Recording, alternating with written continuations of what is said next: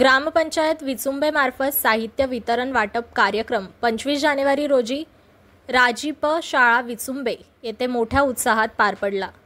यावेळी सरपंच प्रमोद भिंगारकर, उपसरपंच स्वाती पाटील, सदस्य समीर दुंद्रेकर, सतीश म्हात्रे, करुणा म्हात्रे, भरत पाटील, सुनील सोनवळे, अनिल भोईर, श्रावणी भोईर, प्रगती गोंधळी, अतुल भोईर, आरती गायकवाड, विभूती सुरते, अनंता गायकवाड, धनश्री भोईर, संचिता पाटील, ग्रामसेवक गणेश गायकर यांच्यासह सदस्य उपस्थित होते। यावेळी महिला बचत गटांना व्यवसाय वाढीसाठी साहित्य वाटप, दिव्यांग व्यक्ती यांना साहित्य वाटप आणि कचरा संकलन करता घरगुती डस्टबिन वाटप करण्यात आले। विचुंबे परिसरात नागरिकीकरण झपाट्याने वाढत आहे। ग्रामपंचायत मार्फत विविध सोयी सुविधा उपलब्ध करून देण्यात येतात। बचत गटाला वाटप करण्यात आलेल्या साहित्य वाटपातून बचत गटाला काहीतरी फायदा झाला पाहिजे असे सरपंच प्रमोद भिंगारकर यांनी सांगितले। महिला बचत गट यांना व्यवसाय करण्यासाठी साहित्य वाटप करण्यात आले असून त्यातून त्यांना उत्पन्न मिळून त्यांचा व्यवसाय वाढला पाहिजे असे भिंगारकरही महिला बचत गट यांना व्यवसाय करण्यासाठी साहित्य वाटप करण्यात आले असून त्यातून त्यांना उत्पन्न मिळून त्यांचा व्यवसाय वाढला पाहिजे असेही भिंगारकर यांनी सांगितले। खरं तर महिलांना 50% आरक्षण आहे, म्हणजे 50% आरक्षण असल्यामुळे महिलांना त्यांचा वाटा मिळालाच पाहिजे। व्यवसाय करणं किंवा महिलांना मदत करणं हा ग्रामपंचायतचा आमच्या पूर्वीपासूनच विषय राहिलेला आहे। त्याच्यामुळं आज आम्ही ग्रामपंचायतने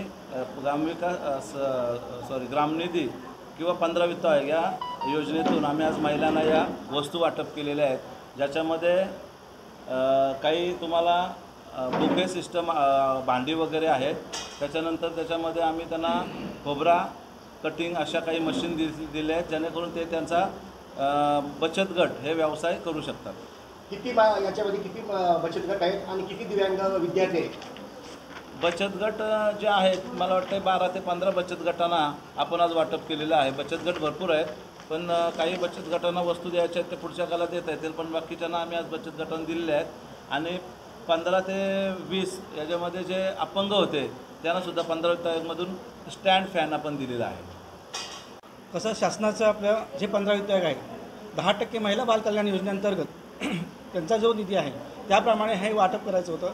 आमच्याकडे तरतूद जशी होती त्याप्रमाणे मी ग्रामपंचायत म्हणजे 15 वित्त आयोग आणि उर्वरित आमच्याकडे बचत गट खूप असल्या कारणाने आमचे 15 वित्त अनुदान कमी असल्या होतं आणि त्या अनुषंगाने आम्ही ग्रामपंचायतीतील सर्व सभासदांनी मिळून ठराव घेतले की प्रत्येक गटात म्हणजे जे प्राथमिक गट आहेत त्यांना आपण अगोदर बचत गटाला आपण अनुदान देणे किंवा त्यांना वस्तूरूपात काही हे वस्तू पुरवणे हे आमचं म्हणजे करायला पाहिजे। त्यासाठी ग्रामपंचायत आणि 15 वित्त आयोग या दोन्ही निधीतून आम्ही हे केलेलं आहे, त्यांना अनुदान दिले।